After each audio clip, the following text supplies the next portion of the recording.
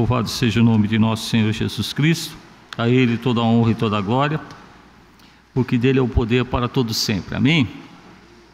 Irmãos, gostaria de estar lendo com os irmãos nesta noite o Evangelho segundo a narrativa do apóstolo João, no seu capítulo de número 14, os versículos 15 até o versículo 21. O Evangelho de João, a partir do capítulo 13, quando Jesus ali faz a cerimônia do lava-pés aos seus discípulos, ele começa a preparar os seus discípulos para a sua ida ao céu. Então ele já começa a preparar um caminho na ilustração do que iria acontecer e tudo de bom que ficaria para eles. E aqui no versículo 15 até o 21 ele fala assim, João 14, versículos 15 até o versículo 21. Se me amardes, guardarei os meus mandamentos, e eu rogarei ao Pai, e Ele vos dará outro Consolador, para que fique convosco para sempre. O Espírito da verdade, que o mundo não pode receber, porque não o vê, nem o conhece, mas vós o conheceis, porque habita convosco e estará em vós. Não vos deixarei órfãos, voltarei para vós. Ainda um pouco, e o mundo não me verá mais, mas vós me vereis, porque eu vivo e vós vivereis. Naquele dia conhecereis que estou em meu Pai, e vós em mim, e eu em vós. Aquele que tem os meus mandamentos e os guarda, este é o que me ama. Aquele que me ama será amado de meu Pai, e eu o amarei e me manifestarei a ele. Glória a Deus, louvado seja o nome de nosso Senhor Jesus Cristo. Uma das maiores preocupações, uma das maiores situações que aflige o mundo nos dias de hoje é a solidão. Nós temos relatos de pessoas que chegam ao suicídio, pessoas que vivem uma vida infeliz pela questão da solidão. E quando nós analisamos essa questão de solidão, nós temos que nos aprofundar muito mais do que pura e simplesmente no sentimento de estar só. Nós temos que entender o que é solidão, porque Jesus tinha esse entendimento aqui quando falava com os discípulos. Os discípulos sentiriam a sua falta e talvez sentissem uma solidão.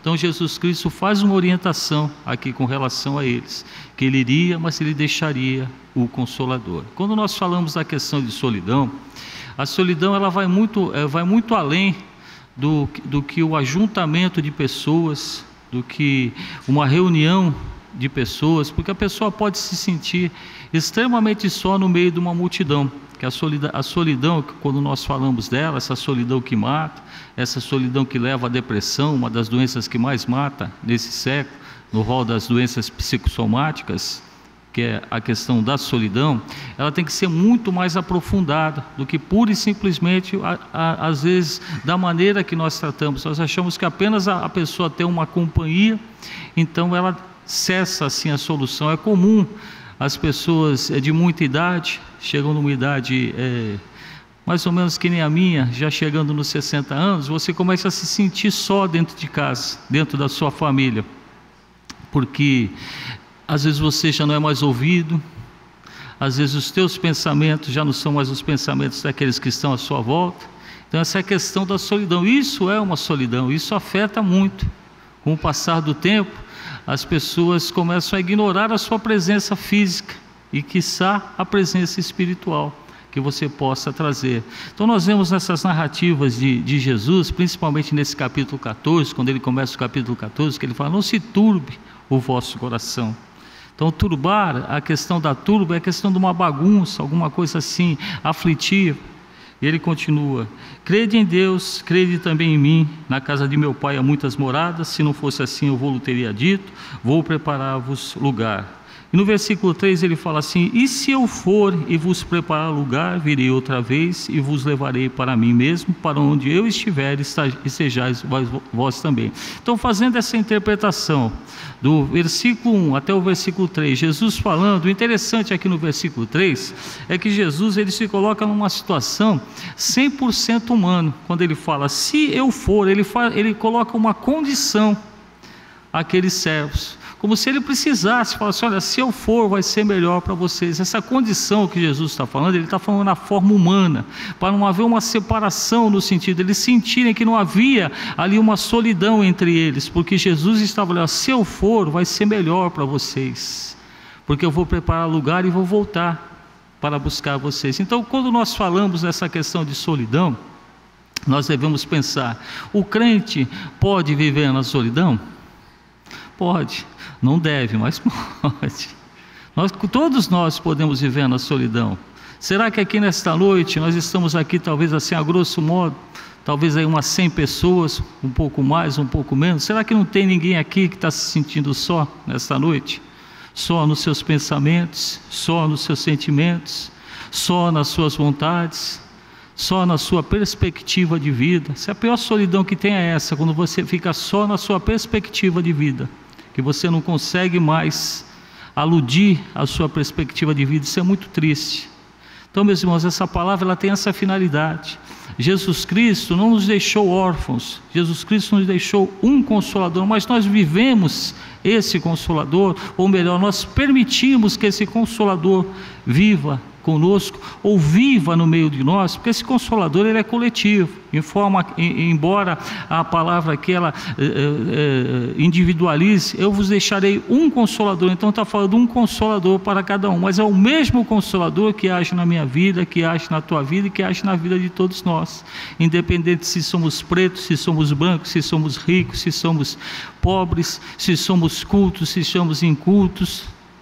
O Espírito Santo ele age na minha vida e na tua vida, mas será que nós permitimos essa ação do Espírito Santo? E como é que nós podemos? Talvez os irmãos perguntem: o irmão está falando tudo isso, eu estou me sentindo só, mas como é que eu posso viver essa plenitude do Espírito Santo? E que a palavra nos fala que a fé vem por ouvir e ouvir a palavra de Deus. Eu citava ali no início do nosso estudo ali com os irmãos, e eu citava quais os tipos de crentes que existem dentro da igreja. Então a gente falando ali, os irmãos talvez tenham vários outros tipos, mas eu identifico pelo menos 3. O primeiro crente, aquele que tem a Bíblia, mas não lê. Isso não tem valor. Eu ainda falava que a primeira coisa que o crente vem para uma igreja, ele descobre a palavra e tal, a primeira coisa que ele faz é ele comprar uma Bíblia.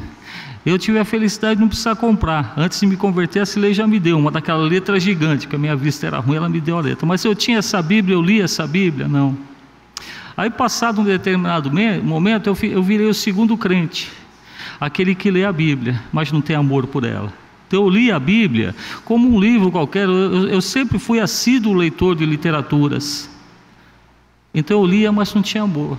Mas aí chega um dia que o Espírito Santo, por isso que fala que o Espírito Santo é que convence. O caminho da salvação, às vezes as pessoas pensam que é como se fosse um estalar de dedos. Pode até ser assim nesse sentido, mas o caminho fértil da salvação, ele tem um caminho na nossa vida. Então tem o convencimento, e esse convencimento é o Espírito Santo. Aí você se transforma naquele terceiro crente, aquele que ama a palavra.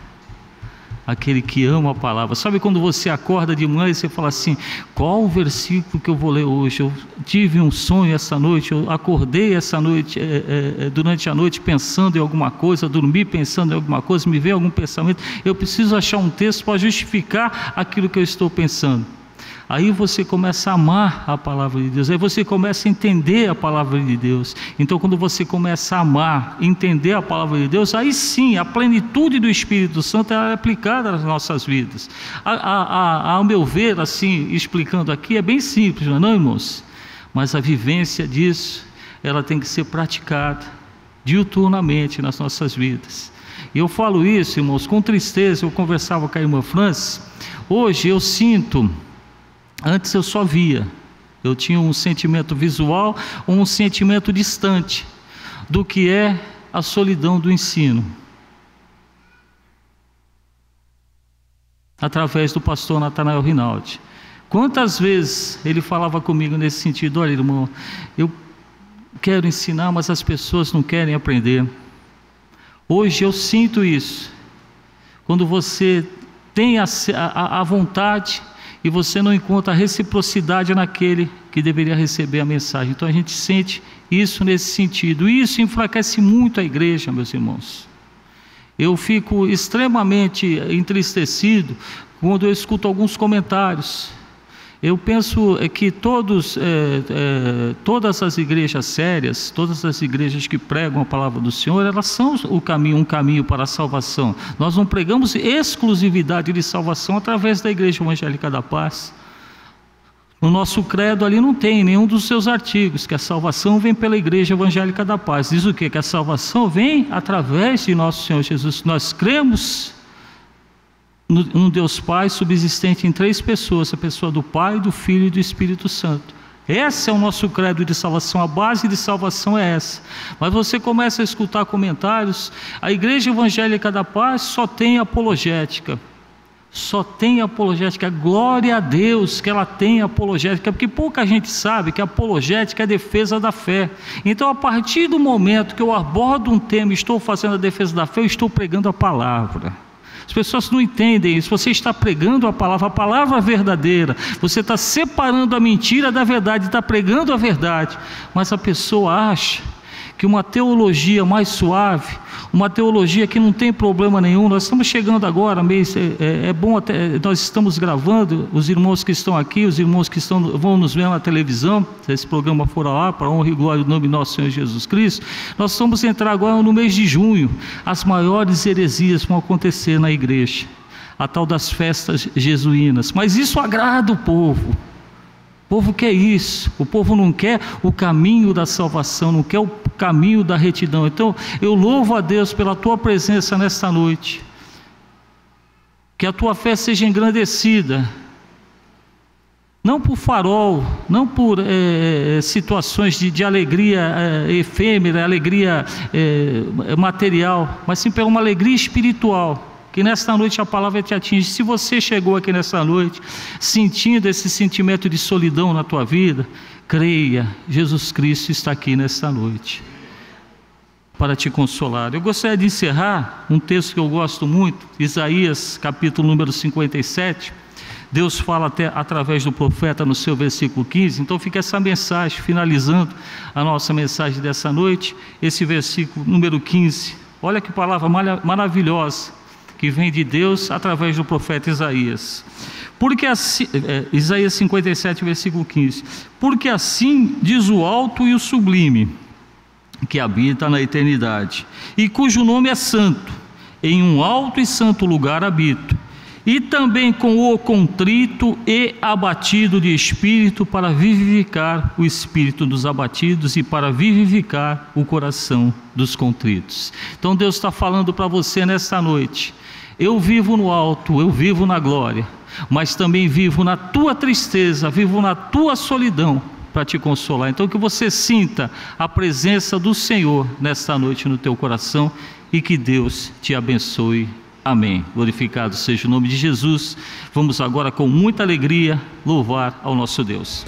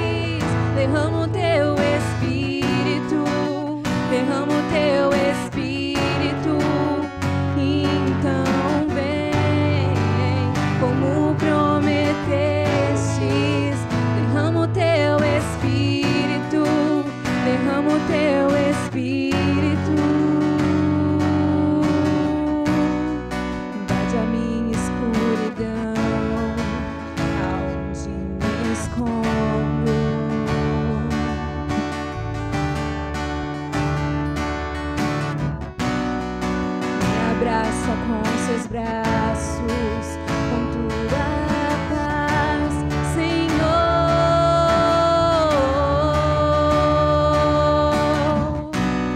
Me alcança quando me escondo, se me alcanças quando fujo, Senhor.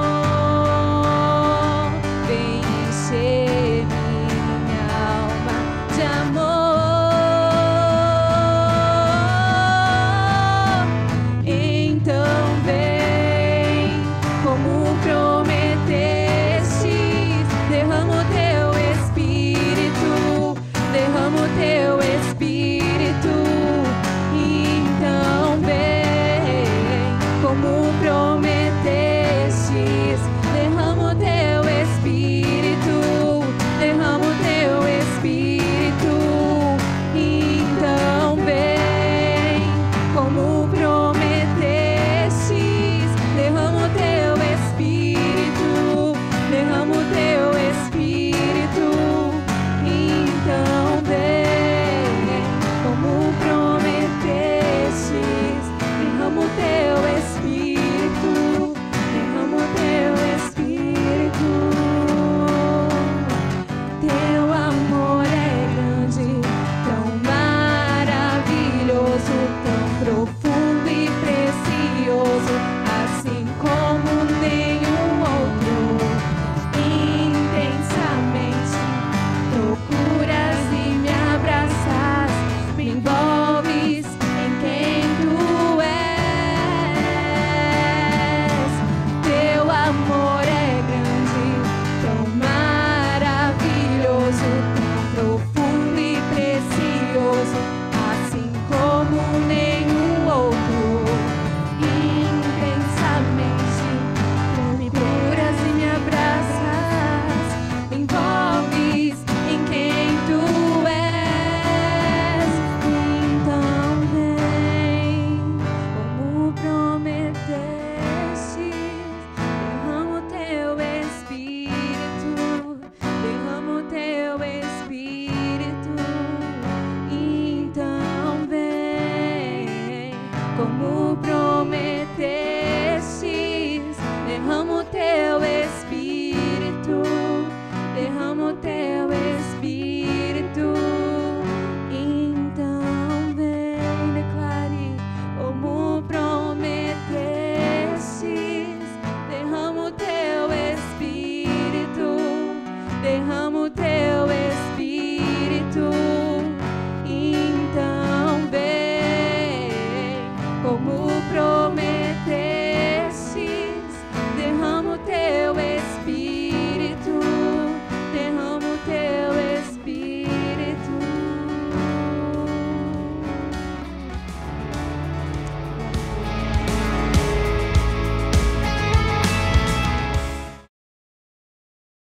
Diz João,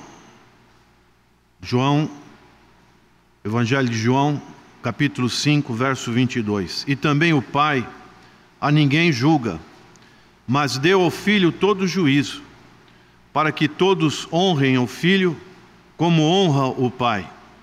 Quem não honra o Filho, não honra o Pai que o enviou.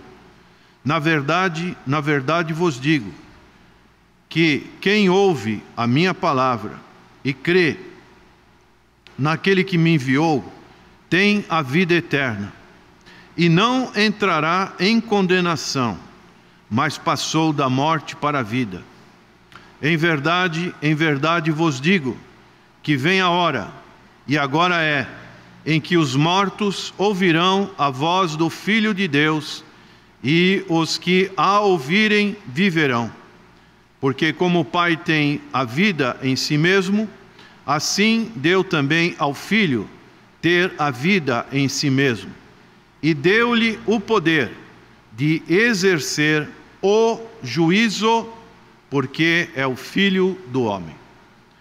Senhor, dai-nos da Tua graça continuada e na exposição da Tua palavra, que o Espírito Santo possa estar convencendo do pecado, promovendo o arrependimento e liberando contra o juízo vindouro. Nós oramos agradecidos em nome do Senhor Jesus. Amém. O Senhor Jesus como juiz. Nesta semana, é uma semana toda especial para a nação brasileira, porque no dia 10, como é do conhecimento de todos, vão estar o ex-presidente Luiz Inácio Lula da Silva e o juiz Sérgio Moro. Eu não quero entrar aqui no aspecto político, sociológico ou qualquer dessa área, mas me chama a atenção no aspecto espiritual duas coisas que podemos, e talvez você possa até ter mais outras situações de proveito espiritual para as nossas vidas neste encontro que vai ocorrer no próximo dia 10. O primeiro encontro que eu vejo nisso é o efeito da oração do povo brasileiro. Aquele povo brasileiro que é comprometido com o Senhor Jesus Cristo. Eu sei que muitos têm orado pela nação brasileira para que esta nação ela possa se desenvolver melhor, ter menos desemprego, ter uma vida de justiça social para o povo. Então nós, como cidadãos brasileiros, devemos sim orar pela nossa nação, para que realmente Deus coloque pessoas, saibamos exercer o nosso direito de voto e colocar pessoas que estejam comprometidas com o bem social, com o progresso, com o bem-estar de uma população. Eu vejo isso como resultado de orações. Um outro aspecto que me chama a atenção é que geralmente essas pessoas que estão sendo conduzidas nessas entrevistas, podemos assim, com esse juiz, são pessoas que tiveram e têm uma alta posição econômica, social, pessoas que ocuparam cargos, tanto empresários como pessoas que ocuparam cargos, especialmente na Petrobras, e também os políticos, são pessoas graduadas, pessoas que eram lideranças em vários aspectos da nossa nação. Pessoas altivas, pessoas geralmente arrogantes, soberbas, e que diante desse juiz são pessoas que se tornam humildes, vamos assim dizer.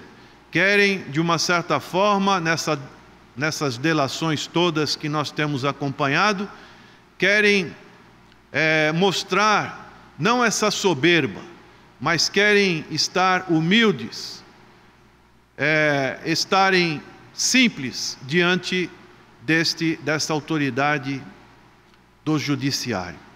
Então vejo esses dois aspectos. Isso nos chama a atenção para também quando a humanidade vai comparecer diante do Senhor Jesus Cristo.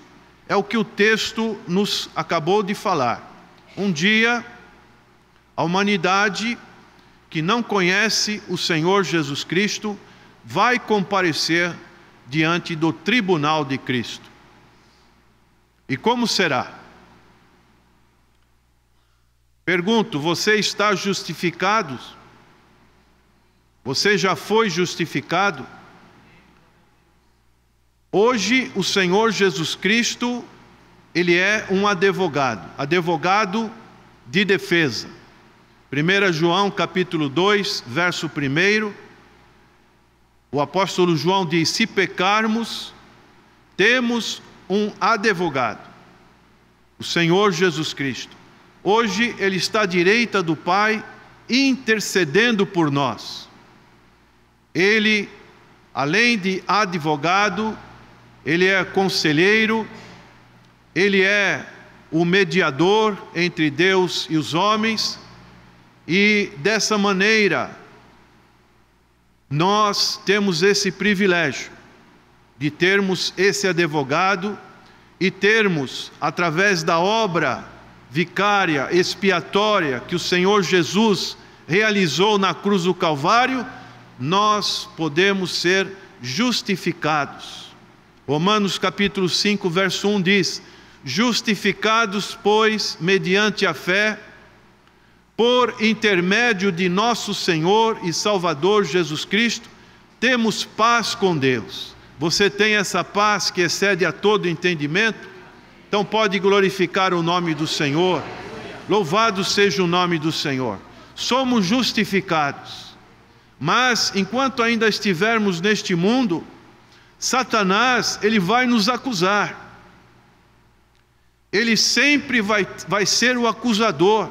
Está vendo? Ele foi isso, ele fez aquilo. Ele está sempre vigilante para querer mostrar algumas coisas, particularidades da nossa vida, para nos acusar diante dos irmãos e diante de Deus. Mas nós somos uma espécie de tição tirado do fogo, aleluia. O fogo do julgamento, como diz lá em Zacarias capítulo 3, verso 1 e 2, que quando aquele sacerdote estava diante do Senhor, veio Satanás, o acusador, e começou a falar. Vamos ler esse texto em Zacarias capítulo 3. O sumo sacerdote Josué diz assim: e me mostrou o sumo sacerdote Josué, o qual estava diante do anjo do Senhor, e Satanás estava à sua mão direita para se lhe opor. Então, quando você aceita o Senhor Jesus Cristo, você que está começando na carreira cristã, saiba que sempre tem uma oposição. O Senhor Jesus, depois do seu batismo, foi conduzido pelo Espírito para ser tentado no deserto. De maneiras que é importante nós sabermos que essa situação existe sim. E aqui nós vemos no verso 2: mas o Senhor disse a Satanás: o Senhor te repreende, ó Satanás. Sim, o Senhor que escolheu Jerusalém te repreende. Não é este um tição tirado do fogo? Oh, louvado seja o nome do Senhor. Nós somos justificados pela fé na pessoa do Senhor Jesus Cristo. Essa é a condição quando nós estamos unidos com o Senhor Jesus Cristo. Então, a pergunta é: será que o cristão ele vai participar de um julgamento?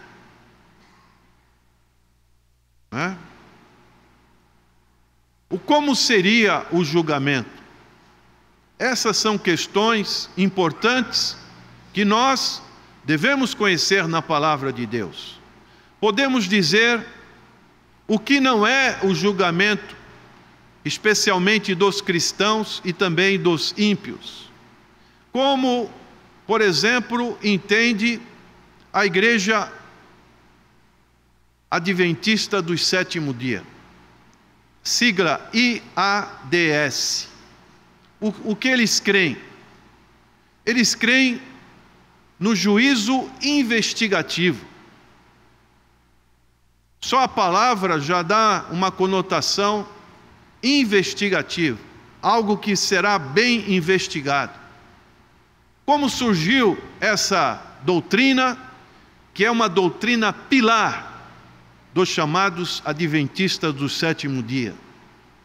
Um cidadão americano chamado George Miller, ou Guilherme Miller, em 1843 para 1844, ele profetizou a volta do Senhor Jesus Cristo. E houve uma grande comoção entre os crentes americanos. Muitos venderam suas propriedades, não foram estudar, não foram trabalhar, aguardando a volta do Senhor Jesus Cristo, que logicamente não aconteceu. Foi uma profecia que não se cumpriu.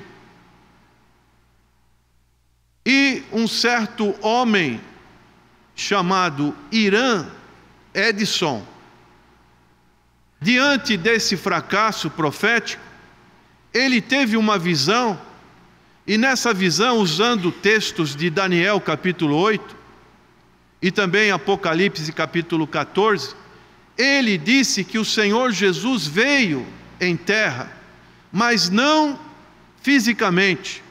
O Senhor Jesus veio espiritualmente.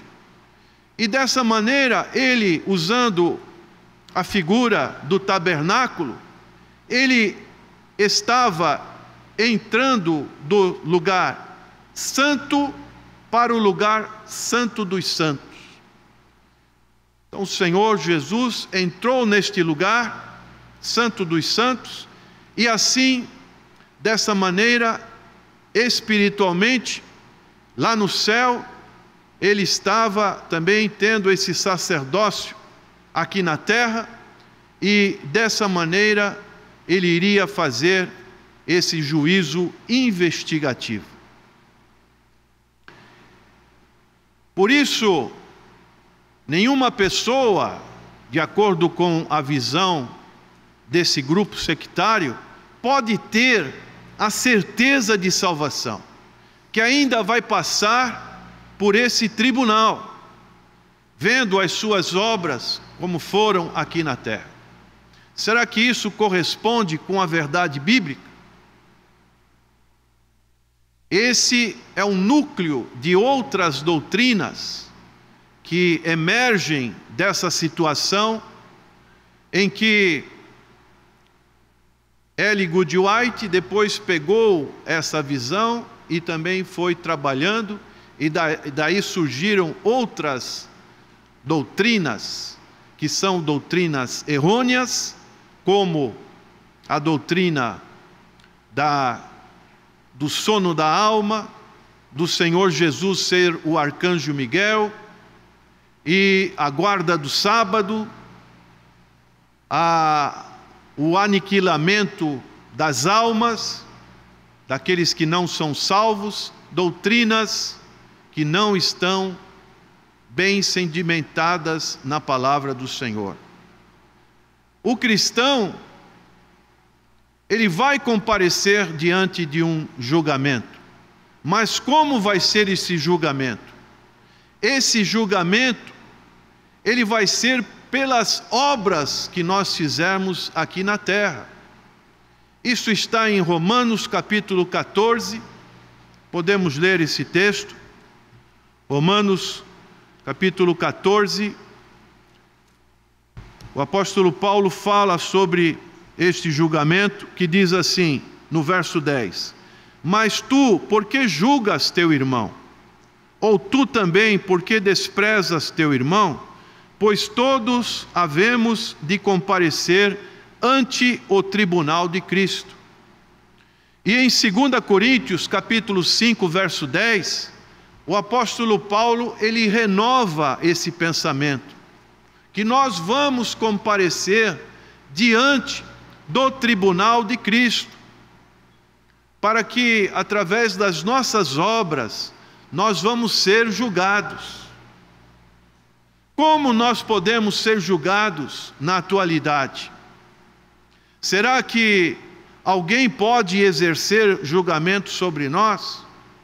O apóstolo Paulo estava dizendo nesse texto que acabamos de ler, em Romanos 14, fazendo essa pergunta: por que tu julgas o teu irmão? Por que você se coloca como juiz? De maneiras que a maneira correta de nós sermos julgados é o que Paulo ele vai nos orientar na ceia do Senhor. 1 Coríntios, capítulo 11, quando nós lemos essa passagem para celebrar a ceia do Senhor, diz o apóstolo Paulo no verso 31, porque se nós nos julgássemos a nós mesmos, não seríamos julgados. Mas quando somos julgados, somos repreendidos pelo Senhor, para não sermos condenados com o mundo. Então nós temos o julgamento da nossa consciência. O apóstolo Paulo diz: examine-se o homem a si mesmo, e assim coma deste pão e beba desse cálice. É um julgamento pessoal. Eu posso confessar os meus pecados para alguém? Deve confessar para Deus. Deve pedir orientação para o pastor com relação a alguma situação que está incomodando o seu coração.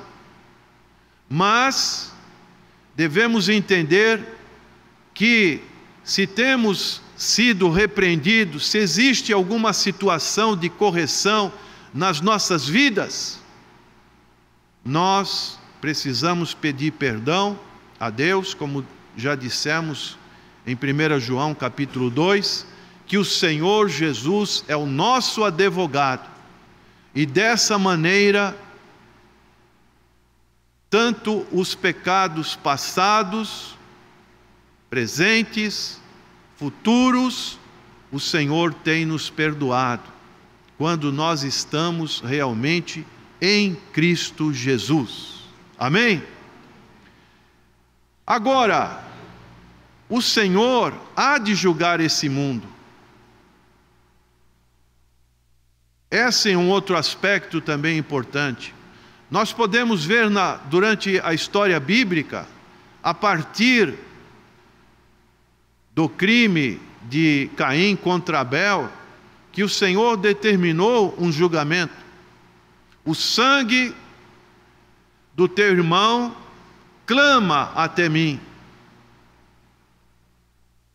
Então, nós vemos que depois disso veio o dilúvio, depois disso veio Sodoma e Gomorra, e lá em Gênesis nós vemos Abraão intercedendo em favor de Sodoma e Gomorra, como o juiz de toda a terra poderá conceder que morra justos com ímpios. E ele chegou até 10 pessoas. E nós podemos aprender neste episódio o quê? Não é a importância do mal que é algo pesaroso, que é algo também forte, mas é a ausência do bem. Porque se tivesse 10 justos, Sodoma e Gomorra não seria destruído. Se hoje Deus, Ele não está mandando o seu julgamento sobre alguns aspectos dessa terra, é porque existe alguns justos, pessoas do bem, pessoas que estão justificadas no Senhor Jesus Cristo. Daí a importância de nós praticarmos a justiça de Cristo, lutarmos pela justiça de Cristo, porque isso realmente é algo que faz com que Deus alcance, tenha misericórdia de pessoas que ainda não tiveram um encontro com o Senhor Jesus Cristo. E o Senhor Jesus Cristo veio a este mundo. E aqui, quando o Senhor fala com Nicodemos, por exemplo, em João capítulo 3, depois dele falar o verso mais conhecido da Bíblia, que é João 3,16, ele vai dizer no verso 17: porque Deus enviou seu Filho ao mundo, não para que condenasse o mundo. Quando a Bíblia fala, João fala desses termos, condenação o que é? Já é uma situação irreversível, já é algo que foi julgado, é algo que já está determinado. E aqui João está dizendo: porque Deus enviou o seu Filho ao mundo, não para que condenasse o mundo, mas para que o mundo fosse salvo por ele. Quem crê nele não é condenado, mas quem não crê já está condenado. Dessa maneira, o Evangelho de nosso Senhor Jesus Cristo, ele deve estar sendo apresentado de diversas formas, pelas nossas vidas, pelos meios que nós dispomos, como pela rádio, pela televisão, pela internet, pelos folhetos, pelos testemunhos, pela evangelização. Todos os meios possíveis devem ser colocados como um porta-voz das nossas vidas para que alcance os corações dos perdidos, porque quem não crê já está condenado. Essa é a palavra para as pessoas que ainda não estão com a vida inteiramente entregue na mão do Senhor. E diz aqui ainda no João capítulo 3, verso 36, aquele que crê no Filho tem a vida eterna, mas aquele que não crê no Filho não verá a vida, mas a ira de Deus sobre ele permanece. É muito bom falar em pregações do amor de Deus, da graça de Deus, da misericórdia de Deus, da justiça de Deus, das bênçãos que Deus dá. Mas para um pregador já fica mais difícil falar, por exemplo, da ira de Deus, da condenação de Deus.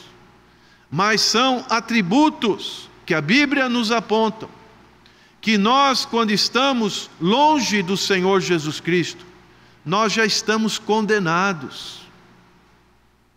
O nosso destino eterno já está traçado. Se partirmos deste mundo, é condenação, é algo triste. Por isso, o Evangelho precisa ser pregado de uma maneira correta. A mensagem da cruz. O Senhor Jesus diz em 2 Coríntios capítulo 5, verso 21, Ele se fez pecado por nós, para que através dele nós fôssemos feitos justiça de Deus. Oh, louvado seja o nome do Senhor. As nossas justiças são como trapos de imundícias. Por mais que nós poderíamos ter dinheiro para comprar os melhores advogados, para defender a nossa causa, não seria possível. Somente o Senhor Jesus Cristo é o nosso advogado diante de Deus.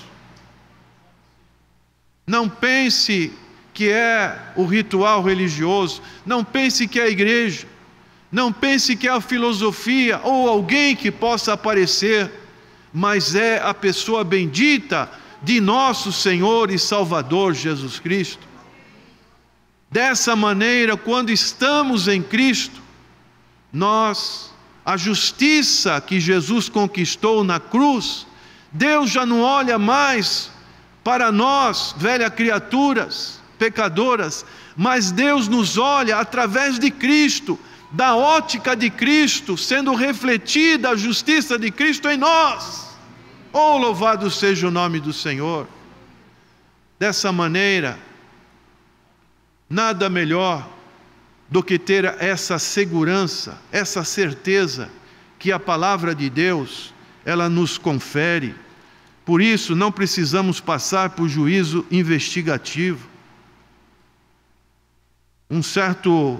Eu vi num certo site, uma pessoa menosprezando a fé do pastor Natanael, que ele defendia essa posição, e ele foi muito atacado por este grupo, e ele não calou. Graças a Deus temos aqui a igreja que tem defendido essa fé, mas desses adeptos disseram, coitadinho dele, ridicularizando, achando que ele ainda tinha que passar por um juízo investigativo.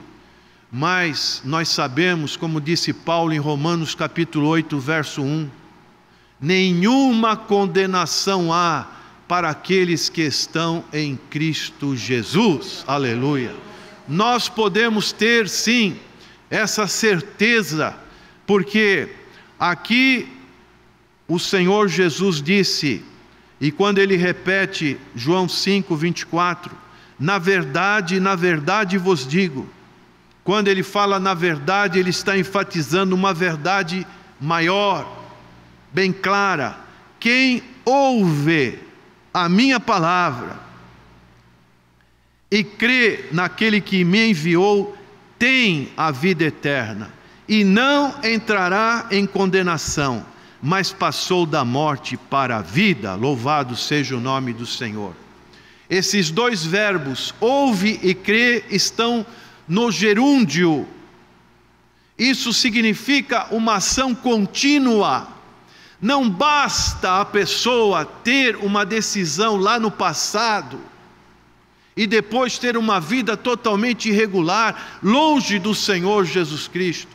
Quem ouve e crê vai permanecer, tem que permanecer na fé, tem que ser algo contínuo, algo que dê realmente frutos, algo que a pessoa passou por um processo de novo nascimento, como o Senhor disse para Nicodemos.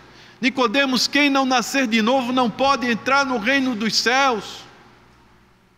Então é um processo contínuo. Quem ouve, você está aqui nessa noite ouvindo a palavra do Senhor, não é palavra de homem, mas é palavra do Senhor, e crê que é a palavra da fé, que é contínuo também, crê no Senhor Jesus Cristo, não entra em condenação, mas passou da morte para a vida. Oh, louvado seja o nome do Senhor.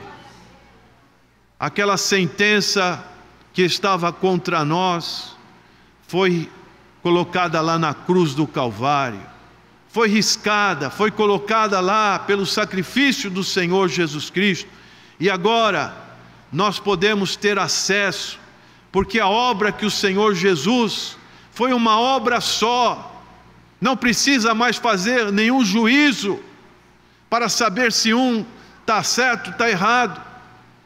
Mas um dia, o Senhor Jesus, Ele virá para julgar as pessoas que não aceitaram o Evangelho de nosso Senhor e Salvador Jesus Cristo. Por isso, é muito importante nós estarmos do lado do Senhor Jesus Cristo. Esta palavra, ela é muito repetitiva.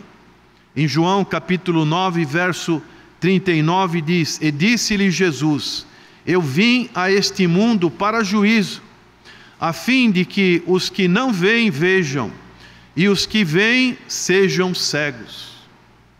E nós temos visto este juiz aplicar as suas sentenças, são sentenças nada agradáveis. Realmente essas pessoas têm ficado num lugar impróprio. São cerceadas das suas liberdades. É uma situação difícil que estão enfrentando. Imaginem uma condenação eterna. Imagine diante de um juiz que vai ter todo o direito de julgar. Em João capítulo 5, quando nós lemos, nós vemos que Deus conferiu ao Filho, porque o Senhor Jesus estava falando da sua essência, da sua natureza como Deus, da sua divindade como Deus. Ele teve que se encarnar para tomar o nosso lugar, o seu lugar, para que ele fosse um sacrifício perfeito e assim ele cumprir com a justiça de Deus lá na cruz do Calvário. Por isso, prezado amigo que aqui adentrou, como está a sua justiça diante de Deus? O que você tem para apresentar diante do julgamento do Senhor Jesus Cristo? Se você ainda não tem a justiça de Cristo, abra o seu coração nesta noite. Entenda que a sua situação, a nossa situação, nós somos pecadores diante de Deus. E que a nossa sentença já está dada, é uma sentença de condenação. Mas através do Senhor Jesus Cristo, essa situação, ela é resolvida, porque o sangue de Jesus nos purifica de todo pecado. E Deus vai olhar para nós agora como pecadores penitentes. Se tem alguém que ainda não fez esse compromisso com o Senhor, aproveite nesta noite, abra o seu coração, entregue a sua vida ao Senhor Jesus, dê um sinal com o seu braço, se tem alguém que ainda não teve esse privilégio, alguém no nosso auditório, alguém na televisão que vai nos assistir, aproveite este momento em que você pode estar suplicando, tendo este advogado que é o Senhor Jesus Cristo, o advogado dos advogados, advogado das causas impossíveis. Não importa o que você foi no passado, o que importa é o que o Senhor Jesus pode fazer em você e por você no presente e no futuro, aleluia. Oh, louvado seja o nome do Senhor. Vamos orar, abaixe a sua cabeça, vamos orar, que todos aqui estejam justificados pela fé na pessoa do Senhor Jesus Cristo, amém? Então, Senhor,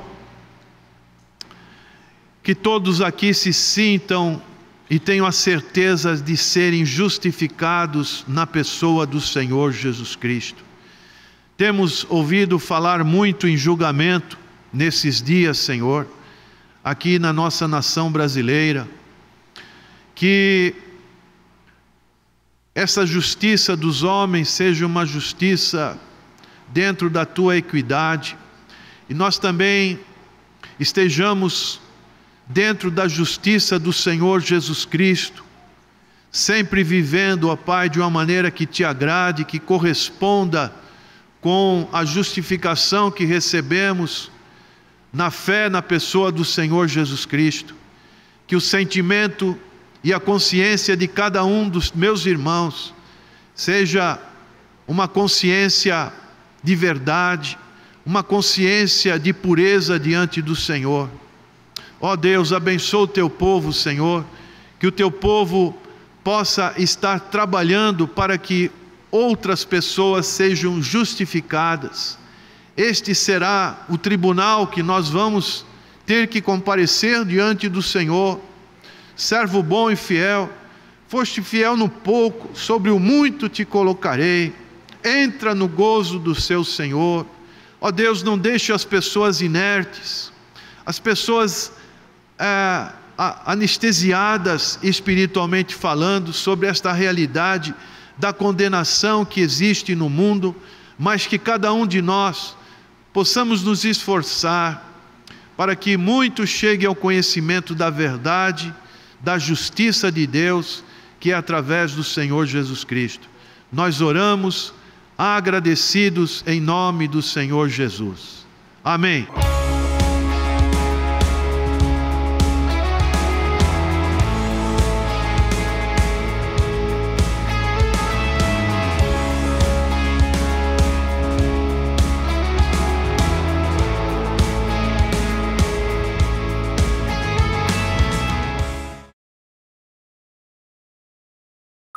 Olá, amados, eu sou o pastor Joaquim de Andrade, pesquisador, já por mais de 30 anos, trabalhei com o pastor Nathan Rinaldi no ICP durante muitos anos.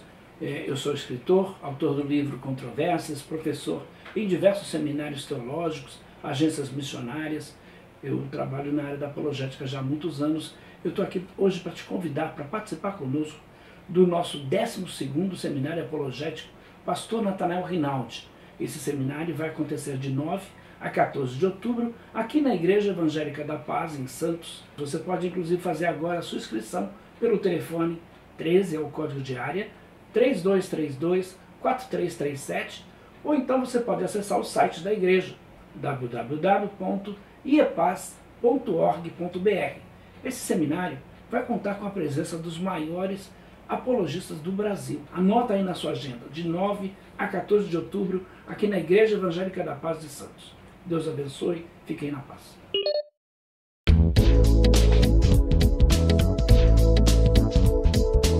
Você quer recuperar a beleza do seu sorriso? Estão faltando dentes em sua boca? Sua prótese não está mais funcionando? Você não consegue mastigar direito? Precisa remover dentes impactados? Seus dentes estão amarelados? Então, venha conhecer a Rinaldi Odonto. Temos estacionamento próprio e você poderá contar com agradável cordialidade na recepção, excelente pré-atendimento, avaliação em procedimentos personalizados com os doutores Natan e Natanael Rinaldi.